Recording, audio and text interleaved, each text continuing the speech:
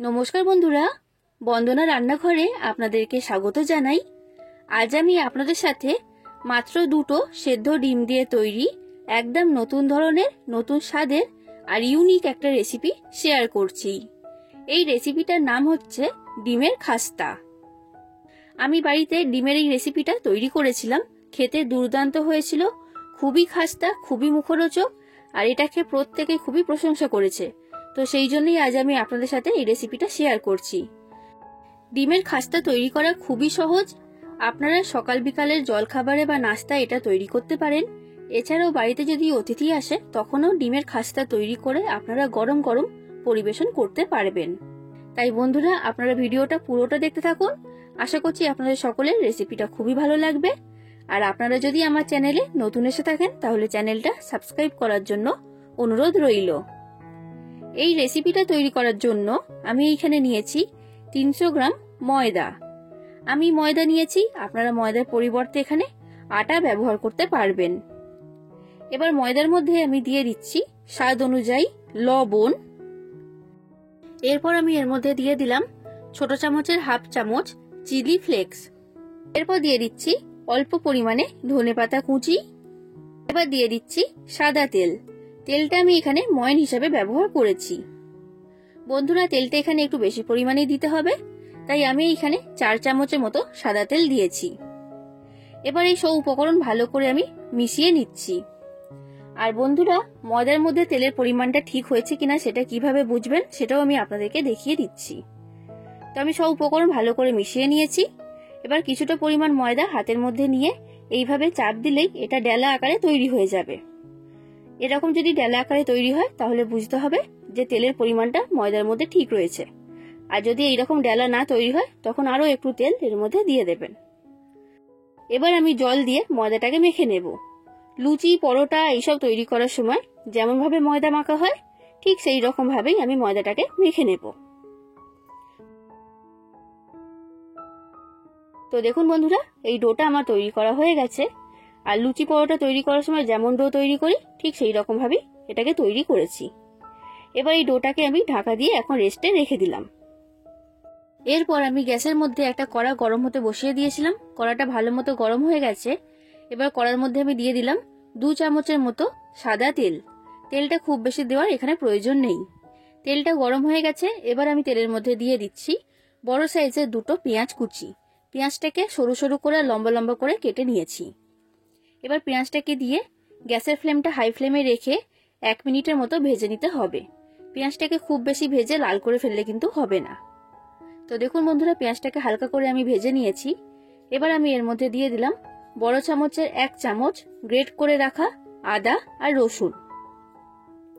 এবার আদা রসুনটাকে দিয়েও আমি একটু ভেজে নিচ্ছি, না হলে আদা রসুনের কাঁচা গন্ধ বের হবে। এবার আমি এর মধ্যে দিয়ে দিচ্ছি টমেটোর পেস্ট। আমি এখানে একটা বড় সাইজের টমেটোর পেস্ট ব্যবহার করেছি।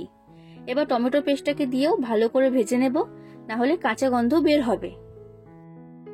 তো দেখুন বন্ধুরা, আমি টমেটো পেস্টটাকে দিয়ে ভালো করে ভেজে নিয়েছি।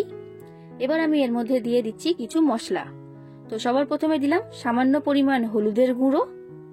এরপর দিয়ে দিচ্ছি লঙ্কার গুঁড়ো। আপনারা যতটা ঝাল খেতে পছন্দ করেন সেই অনুযায়ী লঙ্কার গুঁড়োটা এখানে দিয়ে দেবেন। এরপর দিয়ে দিচ্ছি ছোট চামচের হাফ চামচের মতো ধনে গুঁড়ো। এরপর দিলাম লবণ স্বাদ অনুযায়ী। আর এরপর দিয়ে দিচ্ছি হাফ চামচের মতো চিনি। মশলাটাকে দিয়ে এবার আমি ভালো করে মিশিয়ে নিচ্ছি। এবার আমি এর মধ্যে দিয়ে দিচ্ছি অল্প পরিমাণে জল। জল দেওয়ার কারণে মশলাটা পুড়ে যাবে না। এবার জল দিয়ে আমি ভালো করে এটাকে কষিয়ে নেব। যতক্ষণ না পর্যন্ত এর মধ্যে থেকে তেল বেরোতে শুরু করছে ততক্ষণ এটাকে ভালো করে কষিয়ে নিতে হবে। তো দেখুন বন্ধুরা, গ্যাসের ফ্লেমটা লো থেকে মিডিয়াম ফ্লেমে রেখে প্রায় 2 থেকে 3 মিনিটের মতো এটাকে আমি কষিয়ে নিয়েছি। এর মধ্যে থেকে এখন তেল বেরোতে শুরু করে দিয়েছে, আর এর রংটাও কিন্তু আগের তুলনায় একদম পাল্টিয়ে গেছে। এবার আমি এর মধ্যে দিয়ে দিচ্ছি ধনেপাতা কুচি। আর এরপর দিয়ে দিচ্ছি সামান্য পরিমাণ শাহি গরম মশলা। এবার ধনেপাতা আর গরম মশলাটাকে দিয়ে ভালো করে মিশিয়ে নিলাম। পেঁয়াজের পুর আমার তৈরি করা হয়ে গেছে। এবার এই পুরটাকে একটা পাত্রের মধ্যে তুলে রেখে দেব ঠান্ডা হওয়ার জন্য। এরপর দেখুন বন্ধুরা, আমি এখানে নিয়েছি দুটো সেদ্ধ ডিম। এবার একটা ছুরির সাহায্যে আমি ডিমটাকে কেটে নিচ্ছি। আর বন্ধুরা, আমি এখানে একটা ডিমকে 4টে ভাগে ভাগ করে নিয়েছি। তো দেখুন বন্ধুরা, এই ডিমটা আমার কাটা হয়ে গেছে। ঠিক একই রকম ভাবে আমি পরের ডিমটাকে কেটে নেব। তো দেখুন বন্ধুরা, আমি এখানে দুটো ডিমকেই কেটে নিয়েছি। এখন এটাকে আমি সরিয়ে রেখে দিলাম। এরপর দেখুন বন্ধুরা, আমি এখানে যে ময়দার ডোটা আগে তৈরি করে রেখে দিয়েছিলাম সেই ডোটা আমি নিয়ে নিয়েছি। এবার এই ডোয়ের মধ্যে থেকে আমি লেচি কেটে নেব। আর এখানে লেচিগুলোকে একটু বড় সাইজের করেই কাটতে হবে। দেখুন বন্ধুরা, আমার এখানে সব লেচিগুলো তৈরি করা হয়ে গেছে। আর এখানে আমার 8টা লেচি তৈরি হয়েছে। এবার এর মধ্যে থেকে একটা লেচি আমি নিয়ে নিলাম। এবার এই লেচিটাকে আমি বেলে নেব। আর বেলার জন্য আমি এখানে শুকনো ময়দা ব্যবহার করছি। আর বন্ধুরা, সামান্য একটু মোটা রেখে এটাকে বেলে নিতে হবে। দেখুন বন্ধুরা, এটাকে আমি রুটির সাইজে বেলে নিয়েছি। আর একটু মোটা রেখেই বেলেছি, দেখে নিশ্চয়ই বুঝতে পারছেন। এবার এই রুটিটার আমি 4টে ধার মুড়ে ভাঁজ করে নেব।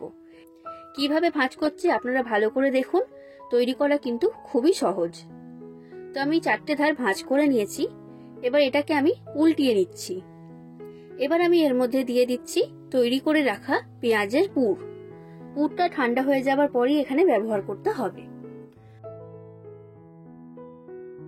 পরিমাণ মতো পেঁয়াজের পুর আমি এর মধ্যে দিয়ে দিয়েছি। এবার এই পেঁয়াজের পুরের ওপরে আমি দিয়ে দিচ্ছি কেটে রাখা ডিমের টুকরো। আমি এখানে ডিমের একটা টুকরো দিয়ে দিয়েছি। এবার এই রুটির চারিদিকে আমি জল লাগিয়ে দিচ্ছি। জলটা খুব ভালো করে লাগিয়ে দেবেন। জল লাগানোর কারণে এই ডিমের খাস্তাগুলো খুলে যাবে না, খুব ভালোভাবে আটকিয়ে থাকবে। তো জলটা আমি ভালো করে লাগিয়ে দিয়েছি। এইবার এই দুটো কোণ প্রথমে মুড়ে মুখটাকে বন্ধ করে দিতে হবে। আর একটু ভালোভাবে চেপে আটকিয়ে দেবেন, তাহলে দেখবেন খুব ভালোভাবে এটা আটকিয়ে যাবে, কারণ এর মধ্যে জল লাগানো রয়েছে। ঠিক একই রকম ভাবে এই দুটো কোণ মুড়ে আমি বন্ধ করে দিচ্ছি। দেখুন, এইভাবে এটাকে আটকিয়ে দিলাম।